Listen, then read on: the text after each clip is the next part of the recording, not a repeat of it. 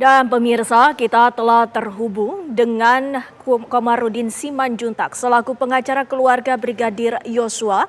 Selamat malam Pak Komarudin. Selamat malam Mbak. Pak Komarudin, ini bagaimana Selamat malam tanggapannya? TV One dimanapun mereka berada. Ya, selamat malam Pak. Pak Komarudin, ini bagaimana tanggapannya terhadap putusan Mahkamah Agung ini yang membatalkan hukuman mati bagi Verdi Sambo? Pak Komarudin, silakan. Saya sebagai penasihat hukum keluarga sangat kecewa dengan putusan kasasi Mahkamah Agung.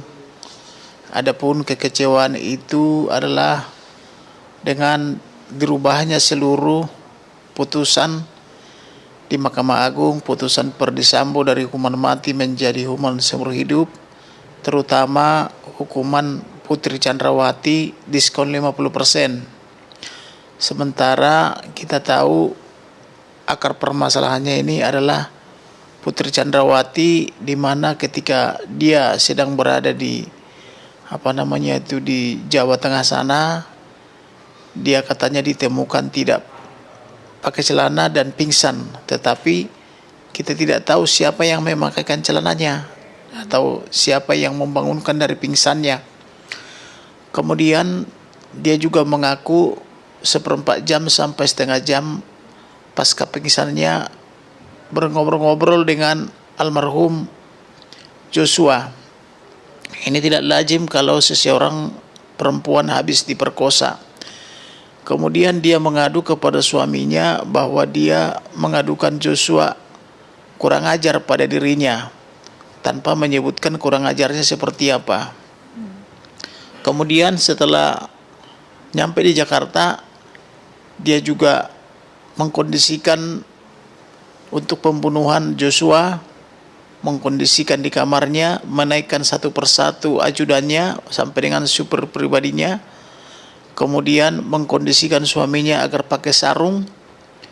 Kemudian setelah semuanya rapi, membujuk Joshua agar pergi ke rumah dinas. Kemudian di rumah dinas dia pura-pura masuk ke kamar dan Joshua ditanyain tentang mengapa kurang ajar kepada istrinya, dan dia pun tidak tahu tentang kurang ajar yang dimaksud.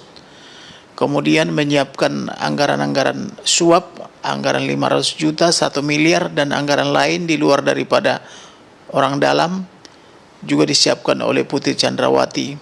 Kemudian melaporkan kepada polisi bahwa telah terjadi pemerkosaan, tetapi disayangkan kemudian tidak terbukti.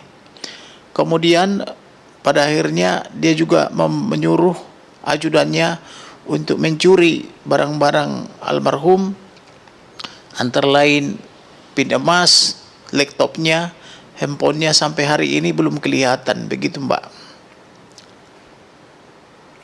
Ya, Pak Komarudin, sebelumnya. Halo? Ya, Pak Komarudin, sebelumnya Verdi Sambo ini kita ketahui bahwa sudah mengajukan banding atas vonis mati ke Pengadilan Tinggi DKI Jakarta namun ditolak. Menurut Anda sebagai tim kuasa hukum Joshua, apakah ini yang membuat Mahkamah Agung mengabulkan kasasi ini, Pak Komarudin?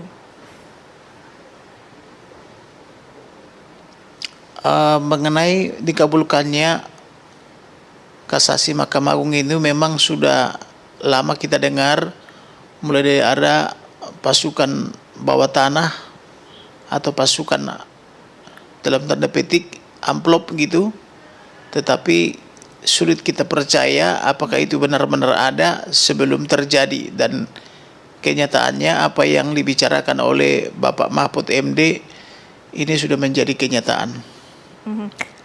Lantas apakah menurut Anda dengan keputusan dari MA ini apakah ada hubungannya dengan KUHP baru bahwa terpidana mati yang belum dieksekusi setelah menjalani hukuman 10 tahun ini bisa diubah menjadi seumur hidup, Pak Komarudin? Sebenarnya ada saja hubungannya, bahkan jauh sebelumnya sudah diumumkan RKUHP baru itu oleh Bapak Wakil Menteri dan bersama-sama dengan Bapak Mendagri yang juga mantan Kapolri. Tetapi inilah semakin nyata bahwa tindakan mereka itu betul-betul nyata diperlakukan seperti itu, dan apakah mereka sekiranya keluarganya yang mengalami kekecewaan seperti itu bisa diterima atau tidak. Nah, dan inilah suatu bukti bahwa masyarakat yang rendah atau yang dalam tanda petik dibilang kurang beruntung, inilah yang dialami, padahal semua media sangat ramai meramaikan ini, mengumumkan cetak dan elektronik maupun media-media lain, tetapi begitu saja diabaikan oleh Mahkamah Agung. Selain dari Verdi Sambo, para terpidana lain termasuk istri Verdi Sambo, Putri Chandrawati, seperti yang Bapak tadi telah sebutkan, mendapatkan diskon bahkan hingga 50%, juga ada Ricky Rizal hingga Kuat Maruf. Semua kasasi diterima dan mendapat pengurangan hukuman. Ini tanggapan Anda seperti apa?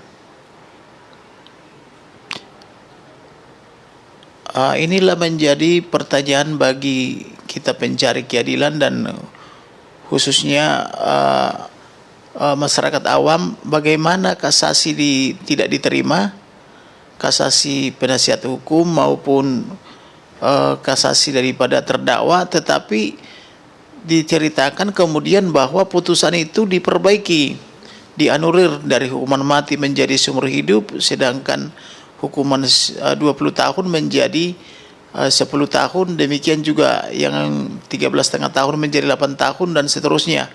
Inilah menjadi pertanyaan bagi kita, kok dikatakan kasasinya ditolak tapi dirubah hukumannya. Inilah menjadi pertanyaan bagi kita, apakah betul seperti ini putusan kasasi Mahkamah Agung? Ini juga menjadi pelajaran penting baik di mahasiswa maupun Fakultas Hukum Magister sama dokter hukum gitu. Baik, terima kasih, Bapak. Dan satu lagi, ya, baik, silakan.